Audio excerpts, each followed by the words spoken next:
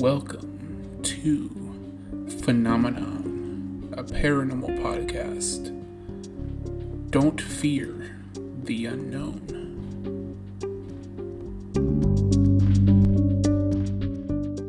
Hey everyone, welcome back to Phenomenon, a paranormal podcast.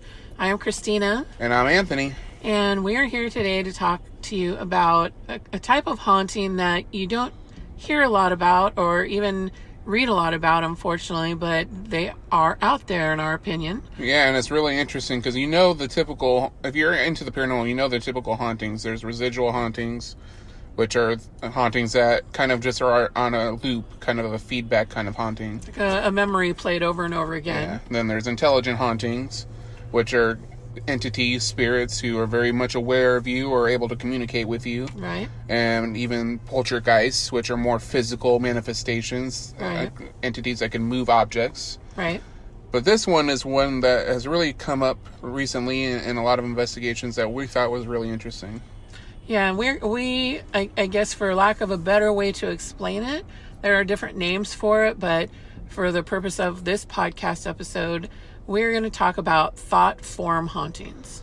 Yeah, this is something that came up a lot over the years that gets called different names. And we'll get into what each name means because it really relates to different cultures and different practices. Right. There's some call them a tulpa. Others call them an egregore.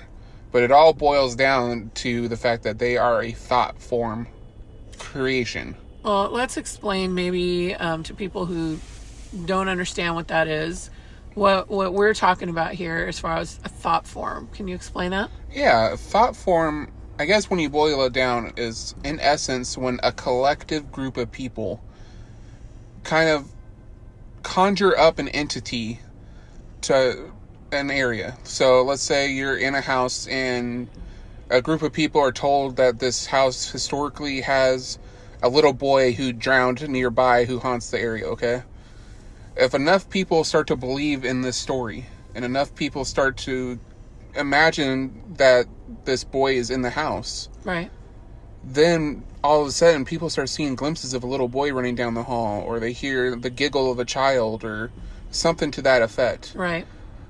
That's what a thought form is. A thought form is not a ghost that was a living person. Right. A thought form is an entirely new creation, in essence, from a collective consciousness. Well, I'm glad you said that term, actually, because I'm sitting here just thinking to myself, this all really goes back to the collective consciousness theory that we talked about on our very first episode of this podcast. And, you know, basically what people need to maybe understand is that we as humans are all made up of energy. Our brains are electrical and they send electrical impulses to the rest of our body. That's how we function. Yep. And when we pass, the collective consciousness theory is that that energy doesn't die. It just dissipates and goes into the ether, for lack of a better way to put it, and is out there in a collective consciousness. It changes form. It moves on out of our physical bodies, and that to us is what we communicate when we're communicating to what's left behind. Not necessarily someone's soul, but what made them up as humans, their energy. Yeah. Their memories, things that they've learned, and there's been studies done on this. I think like parts of them could be here. Their consciousness, what made them them. Exactly. And that's what the intelligent hauntings or the residual hauntings can be. Right. But parts of their energy could also be kind of spread out into the cosmos. Right. And the way I look at it, the consciousness aspect of it is, and when you break it down into simple terms, it's like a cloud. You know how we have the cloud for our computers and our phones now? Yep. It's like a cosmic cloud. Exactly. For all this energy, all of this information to be stored. Right. You could draw upon that information, not at will, but when you put enough focus onto it, maybe parts of that information can be drawn back. Or maybe that consciousness goes and creates life again somewhere else. Mm-hmm. Well, and now that's a good point. Mm-hmm. And when you say that it can be drawn back, I mean, the main study that created this, collective consciousness theory that was done by an anesthesiologist and a physicist. Yeah. They were studying near-death experiences. Right. When they first came across this. And, the impulses and energy that left the brain when this anesthesiologist was putting his patients to sleep, if they had, died for any length of time during surgery or on the table, even just in the hospital, they had a near-death experience, they, came out, their energy came out and could see everything happening and whatnot, and then they're revived and that energy went back in, and they can retain what happened to them when they had died for that amount of time. Yeah. So, this is a very interesting concept to us and always has been, and I think it does explain a lot about the thought form hauntings that we're about to talk about, because if you get a group of people that are here, we don't have to pass away for our energy to have an impact on our environment. Yeah. So I'll go ahead and let Anthony start with some information on these thought form hauntings. Yeah, because there's definitely different types, like I said, and it goes back to your beliefs, I guess, or your practices. I guess we'll talk about the first one, egregore. This term's been thrown around a lot in more modern times, but it actually has a lot of roots in French and ancient Greek practices. It's an occult concept that represents a distinct non-physical entity that arises from a collective group of people. Now, historically in the past, from other cultures, this concept referred to angelic beings or entities that they called watchers, interestingly enough, which if you know the lore of the Death Valley Watchers, that's an interesting thing to think about. And specific rituals and practices associated with them, namely with Enochian traditions. That's the history of it. Contemporarily, though, the concept has referred to a psychic manifestation or thought form, occurring when any group shares a common motivation, being made up of and influencing the thoughts of the group. So this is a symbiotic relationship between an egregore and its group, and has been compared to the more recent non-occult concept of the corporation and the meme, ironically.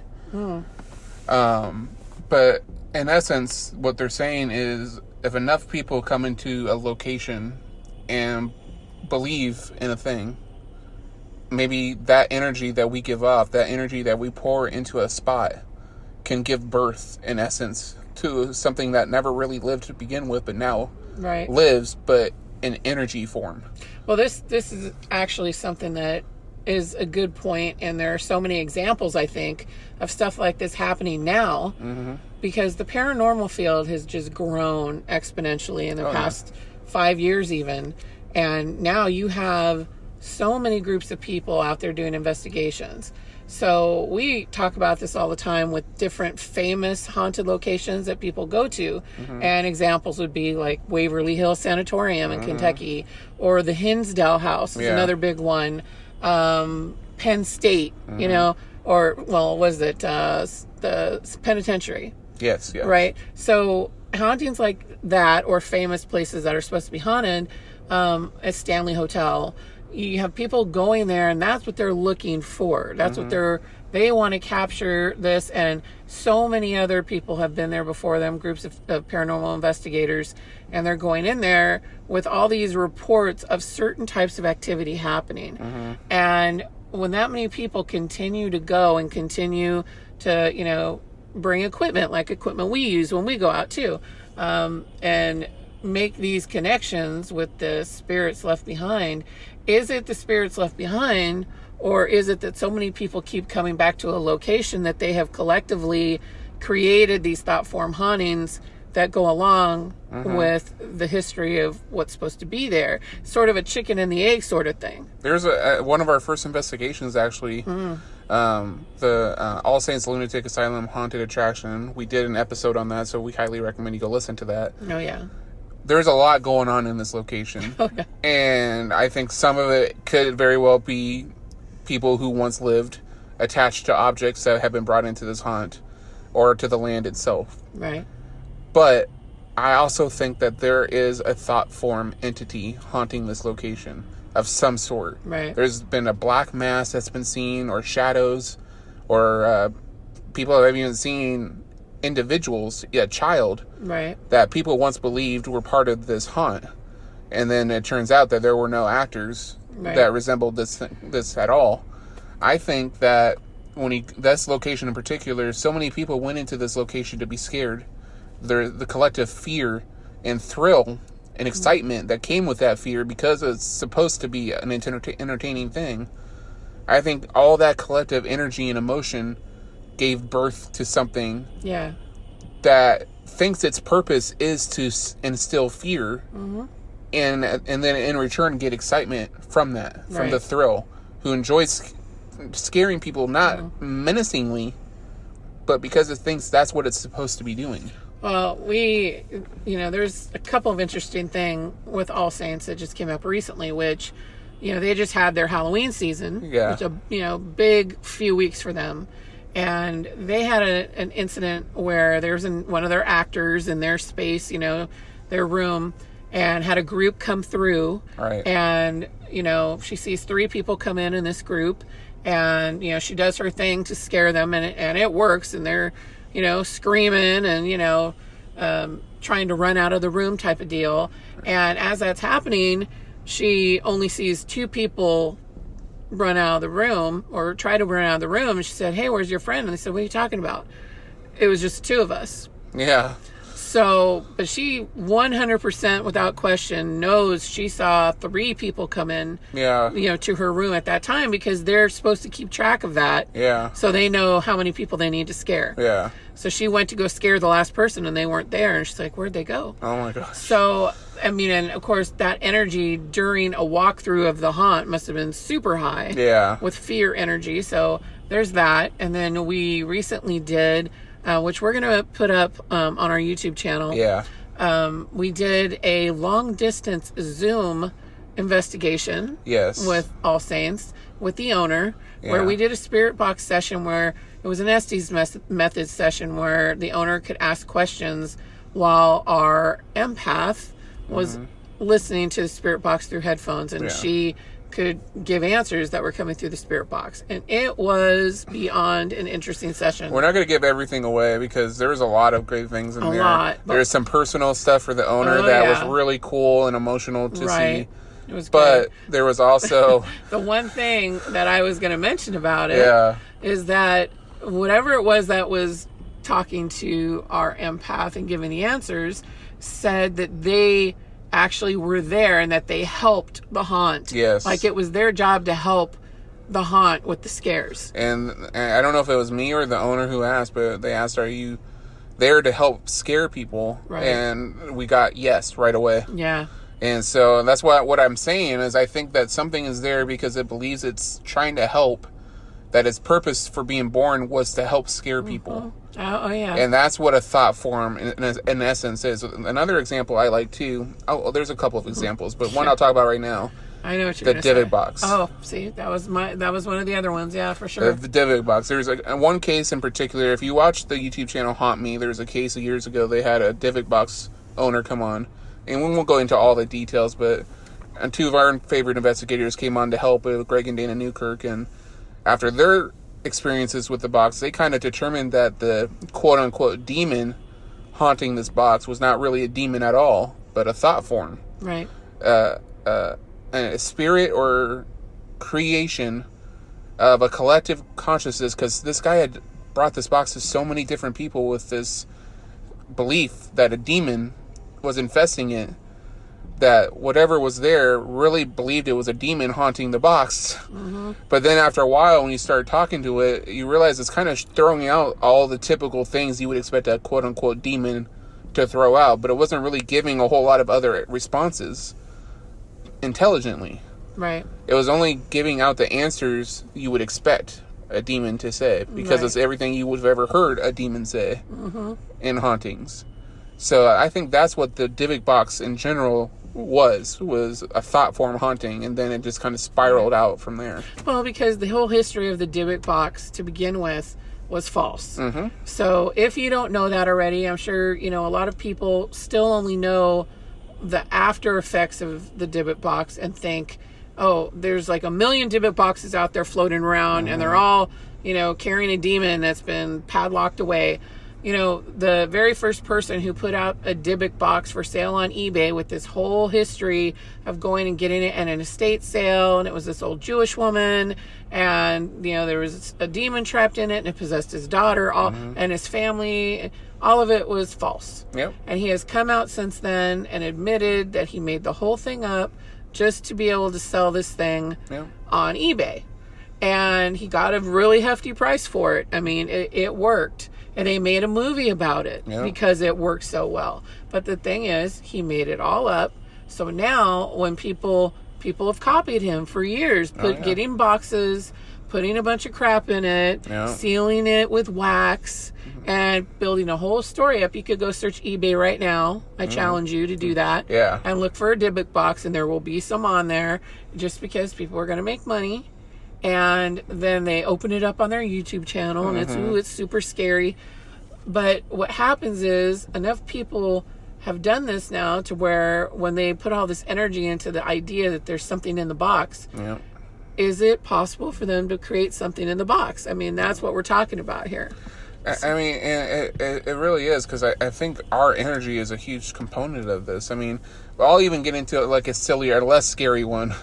But we were watching a live stream once, and there was a purposeful experiment on this about thought forms. What could we conjure? What can we create?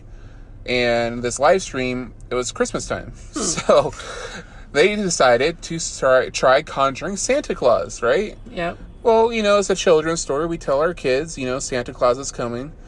How millions of people around the world tell their children, and our children truly believe in this Santa Claus. Yeah. Now, did a jolly man come to this house with presents? No. But interestingly enough, they did EVP sessions and got actual recordings of something identifying itself as Santa Claus. Right. And talked about, presents and wanted milk and cookies left out for him. And again, was an actual Santa Claus there? No, but something was created that believed it was Santa. Right. That gave off all the right answers to think that it was Santa Claus. So it goes to the power of imagination, the power of our emotions. Right.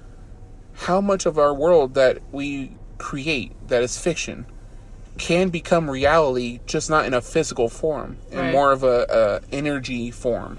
Right. Well, that's why so many of these famous haunted places, like we were talking about, if you watch a lot of the paranormal, I'm going to say, well, let me just say some of the paranormal shows out there. Yeah. Because I do have much respect for paranormal investigators as a whole. There are some shows out there that are strictly fear factor, for people and ratings and things like that. So I'll leave it there. But, you have certain shows that'll go out there and go to one of these famous places and claim to cleanse it. And, or they'll go to someone's house and all the activity is stopped because we did a cleansing. The reality is, if that were true, all these other teams wouldn't be going back to the same place because there's reports of activity. Yeah, let's dispel this right here. Yeah. We're not experts in any sense of the term. We're still learning and growing as investigators ourselves, but I feel confident in saying you can't cleanse a haunting. Right. You can't cleanse a location. There is no cleansing. And I think an investigator said this best, but cleansing a location is for the person and not the actual haunting. Right. It's to assuage or make someone feel a lot better about their location. But in essence, the haunting doesn't stop. It's your perception of the haunting. And I think that actually gives weight to what we're talking about here with the thought forms, because if somebody believes their place to be cleansed, their energy isn't going toward thinking that it's not. It's going toward thinking that everything's okay. Yeah. So then when you have a period of time where things have calmed down, I think it has a lot to do with the fact that the person feels comfortable in their space and they're not putting out fear energy anymore. And they're not giving any energy whatsoever to whatever could be there. Exactly. So haunted buildings like Waverly and all that we're talking about, that doesn't happen because you're not having people who are residents living in those spaces that, where they're cleansing it and feeling like, oh, everything's cool. Those places want to have people come in there and study what's happening. Yeah. So that constant energy is always like that. And another one that I was going to bring up, aside from the Dybbuk box, was the rake. Yeah, the rake. So if you've ever heard of a rake, it's this really bizarre-looking creature. Looks, I mean, to me, similar if you've ever seen the movie The Descent. They're, just kind of, white, tall, long arms, very creepy-looking alien-type menacing face. And, this was a story on creepypasta. Very much like Slender Man. Just like Slender Man, where it wasn't based on anything in reality. But, of course, word of mouth and people, believing that it's true, then put it out there. And suddenly you start getting reports of sightings of a rake all over the world. There have been some really, and again, the rake itself is a very fictional story. Yep. But in terms of what we're talking about in Ecuador or in the eastern part of the world, another term for it, tulpa. Right. And that's more of a mysticism term, tulpa.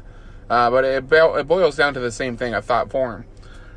I think there's a lot of videos from Indonesia that have come out that are really creepy and not necessarily quite as fake looking as many of the ones we see here in America or in other parts of the world.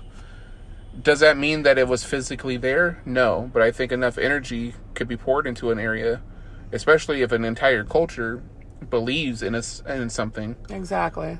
That can make something come to life. Not physically, but it could be energy manifested. Right. And when we talk about energy, I just want to remind everybody that's listening, and this is the same thing when people immediately want to just, reject the whole notion of quote-unquote ghosts or spirits altogether.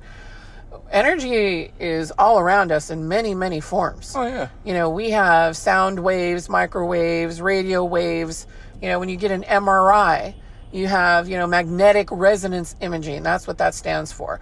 There are, electricity. There are many different forms of energy that are all around us that we can't see. Yeah. And I was just reading an article, too, about dark matter and dark energy, which is out there. Oh, yeah. And, there was a whole study done about, dark energy actually affecting things in our world around us all the time that could be construed as hauntings. Right. So that's what we're talking about as far as energy is concerned. The thought that we can just see everything that's out there and, ghosts aren't real. If someone's energy is left behind and they can manipulate our current space, it's the same thing as all this other energy that's around us. It's no different. Yeah. So, to me, that gives a lot of weight to what we go and investigate all the time. Can't see gravity. Can't see oxygen. Of course not. Yeah, we're still breathing. We're still got our feet on the ground. And we believe in it. Yeah. Okay, so anyway, that's my point with the energy. But I want to bring up this one case because I've heard of it before. And, if you are familiar, that's great. If not, this just goes to show, too, that this is not something new that we're talking about here. Yeah. Because this case is from the 70s. Okay. And this is a perfect example of a study done with thought form energy creation here. And it was in 1972, there was a group of researchers in Toronto, and they decided to prove that, and of course it was a very awful experiment, but that they, could create a haunting or an entity just by giving information to a group of people. Yeah. And there's a film, either, I don't know if it's in the works or it already came out, I'll have to look at, called The Quiet Ones. Oh, yeah, I remember that one. Okay, right. Yeah. And the idea is that ghosts or spirits are more not a figment of our imagination, but that our mind can manifest it. Okay, just by having information, much like we were talking about with these famous haunted locations. So what they did is they got a group of people together and they created this so-called ghost that they dubbed Philip. They brought people together that didn't even believe in the paranormal. They had a housewife, a college student, a bookkeeper. They had somebody that was, someone who was a statistician. So they dubbed it the Philip experiment. They gave the ghost Philip a whole backstory to give weight to like a tragic way that he died. Their biography was partly based on facts for the time period that this guy was supposed to be from. And then they created a whole fictional backstory. So some facts that they gave about him was that he was an aristocratic Englishman living in the 1600s. He had been a supporter of the king and was Catholic. He was married to a beautiful but cold and frigid wife named Dorothea.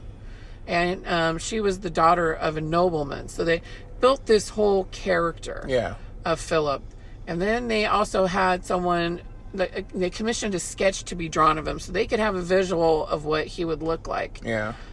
So then after that, they did this over the course of months. Yeah. Where they kept building and building on this story.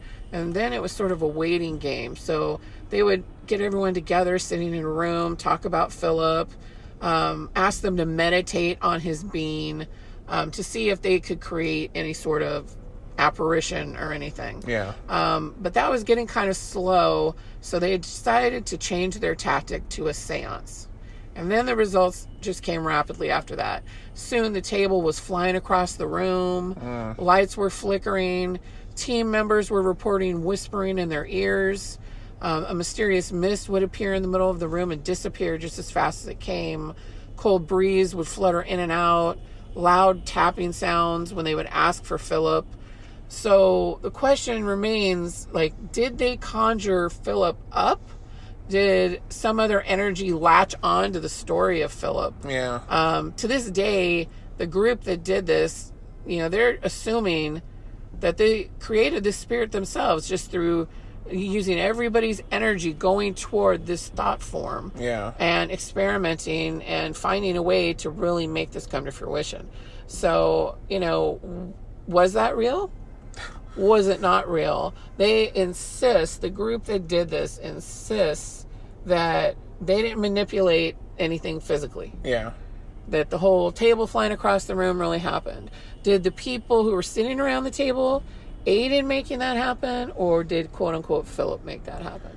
I mean, it's an interesting thought because I want to make it clear that while we really are interested in believing this thought form haunting, that we're not saying that other hauntings don't exist or that people's energies still don't exist.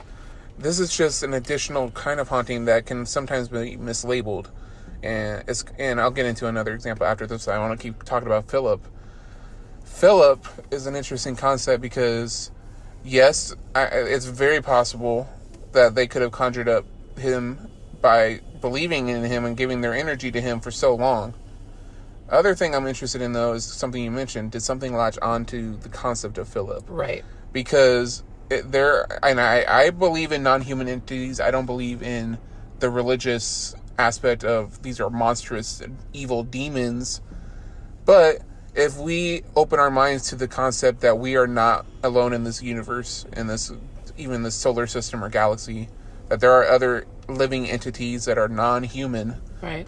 And then we believe their energy can go into the quote-unquote ether the same way our energy could. Yeah. Could something that was not human once have heard this story, and its energy could have been drawn to this story over time, right, and latched onto it and used this seance, quote-unquote, to build it all up to where it became Philip? Yeah. It embodied Philip and his story, and use its already existing energy to, fly the table across the room. That's a very poltergeisty kind of move there. Right. But I mean, it's really hard to tell. It could go either way. It could, and if I am some sort of other being, or even if I was, deceased and my energy was out there. Yeah. I mean, you gotta imagine you get bored, right? Yeah. So what else are you gonna do? Spirits that could be here from 1,000 years ago. Let's say someone died 1,000 years ago. Right. No one's gonna remember who they are at this point, probably, unless you're a really famous someone from 1,000 years ago. Right. If you're just some farmer who died 1,000 years ago, no one's gonna know your name. It's gonna, you may have even forgotten your name at this point. Right. Maybe the idea of becoming Philip seems pretty attractive to you. Well, yeah. You know, who am I? What? I'll be Philip. Yeah, exactly. Philip sounds like a cool dude, so I'll go be Philip. All these people are thinking about Philip. I'll go be Philip. And then like whoever wanted to, maybe someone wanted to be Santa, or the other thought is if there's some other energy out there who's kind of a trickster, as we call them. Yeah. They're like, oh, I'll be your Santa, and let's mess with them. Yeah. I think my dad would mess with people. Oh, I could see your dad doing that a lot, and you'd get real joy out of that. Oh, yeah, he'd get a kick out of it. And again, we got to emphasize this. Trickster and ghosts who want to mess with people does not equal malicious or evil. That's a very broad thing to assume about someone. And again, I think this goes to like the whole concept of demons as a whole. When in the religious sense, when people go to a haunting, how many YouTube videos do you watch of these young guys going into a location and automatically assuming that a demon is going to be coming after them? A demon. Especially like a location like the Sally House. Yeah. And for fun, it's fun to watch and watch them get scared. It's fun. But if you go into a house and enough people believe a demon's in the house and then you get a scratch on you, your mind is automatically like programmed to go, oh, demon's here. Yeah. What if it's not a demon at all, but a thought form who enough people had told is a demon? Yeah, of course. But if you go into that house with a more positive energy, a different outlook, could this thought form either dissipate or become something more positive, something better? Well, yeah, and there's so many examples of that stuff happening, and to me, one of them is the Conjuring house. Mm-hmm. So, you have all these people, with the story of the Conjuring, and I won't even get into the Ed and Lorraine Warren debate right now. Mm-hmm. Yeah. But, the movies are great. Oh, they're very entertaining. Super entertaining, but a lot of the facts aren't true. Mm-hmm. And, there are people who lived in that house after the parents lived there, who even a daycare was there, who reported zero activity. Yeah. And people go and investigate it now, like, there's got to be, all this activity because of the movie. And, really, there just isn't all the time unless you kind of bring it with you. So I think we see that in a lot of famous places. Another place, the Proctor House in Salem, Massachusetts. Oh, yeah, absolutely. The house of John Proctor, who all these people were like, they killed him because they all thought he was a witch. He was a warlock or whatever he was called. Right. And his family for years maintained his innocence, and they were shunned by the community. Yeah. How much of that is real? And, they've done a lot of investigating and found that they just want to be left alone. Right. They want people to quit coming into the house, talking about Satan and how they're all, Satan's, worshipers and all this stuff. It's a little ridiculous when you think about it, and sad. Well, it is. And it keeps these things going, and don't get me wrong, I love to go out and investigate. Yeah. But I just think that there are certain things we need to keep in mind, and how we go about things and what we're bringing to the table when we go. And excuse the background noise for a second. I do apologize. We're on the move here, guys. Yeah, we have to be on the move, but just like that water bottle was on the move. This is going to be a fun episode. Yeah. But yeah, I mean, the only other thing I was going to say, because, Anthony brought it up, was poltergeist. Yeah. That is another example that people give a lot of times for thought forms, but what they always attribute it to is, I'm going to take the reins from Anthony for a second. They attribute it to, and I love this little comparison here, but to teenage girls conjuring up all this negative energy because they're going through puberty and adolescence. And, to me, as a woman, that's, low-key insulting that that's what it is that conjures it up. But I don't think it's as simple as all that, because there are plenty of reports of poltergeist activity that have nothing to do with teenage girls. I think it's the negative energy that we're talking about that people bring to the table, or fear energy. I don't think it really has anything to do with teenage girls going through puberty. But that's just my opinion. Yeah. I think that it's just the energy and the chaos that time period can bring. And I don't think it's just for girls. It could be for boys, too. I agree. I think it's just because girls going through that change are so much more prominently talked about. That's what everyone associates it with. I personally feel a need to go back and do research on where that line of thinking came from way back in the day. That could be a whole new another episode. I know, right? Yeah. You know, I don't know where that even originated, so I'm going to have to look that up. But, you know, yeah, I think, you know, it boils down to the thought forms, and, you know, from the rake to the Dybbuk box to what now another big one is the creeper. Yeah, the creeper. Everyone in these buildings, even in Waverly and other, you know, big famous places that, you know, see someone crawling across the ceiling or across the wall that also looks and similar to the rake, but, you know, more shadow figure like. That now this is the new hot ticket is the creeper. Yeah. You know, it's you know, we carry these things along long enough, and everyone's seen them. Yeah. You know. So, any further thoughts, Anthony? I mean, I think that's it. I'm very fascinated with this kind of haunting, and I think that it could give a whole new perspective on the paranormal field as a whole. Everything is an experiment. Everything is something that needs to be investigated, and I don't think we'll ever have all the answers. But I think the more we explore, the more we find that the past and the present have more in common than we thought. You know, things that the ancient Greeks believed were watchers or these angelic beings are now looked at as thought forms, as, you know, collective consciousness hauntings. Right. And what's to say one is right and the other's wrong?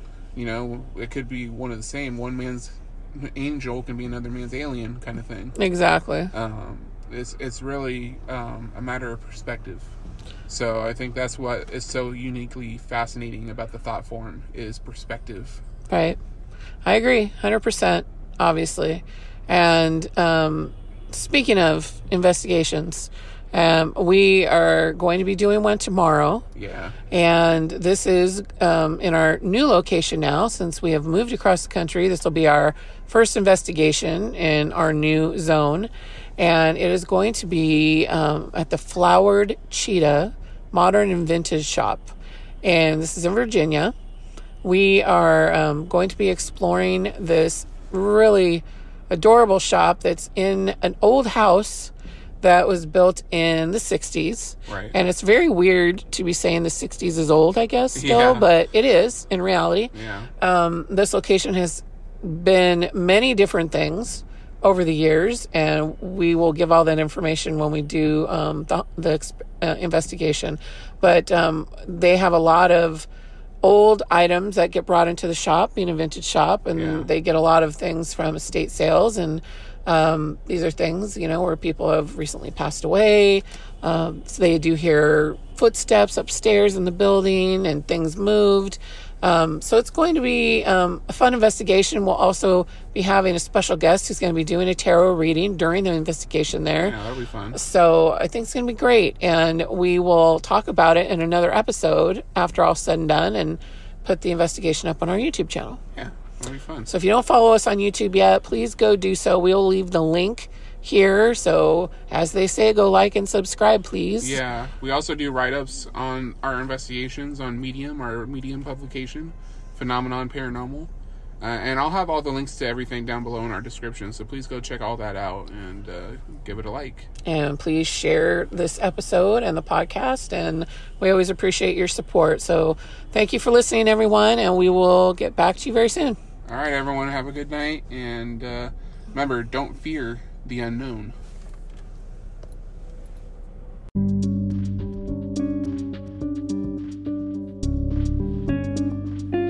You've been listening to Phenomenon, a paranormal podcast.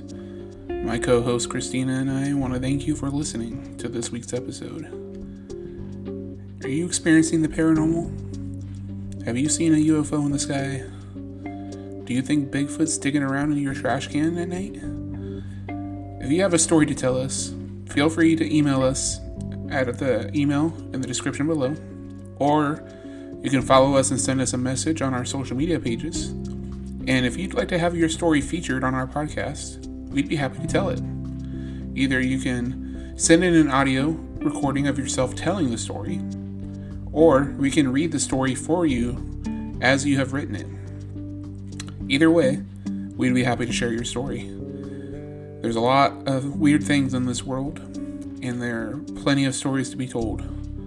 So don't forget, don't fear the unknown. Have a pleasant week, everyone.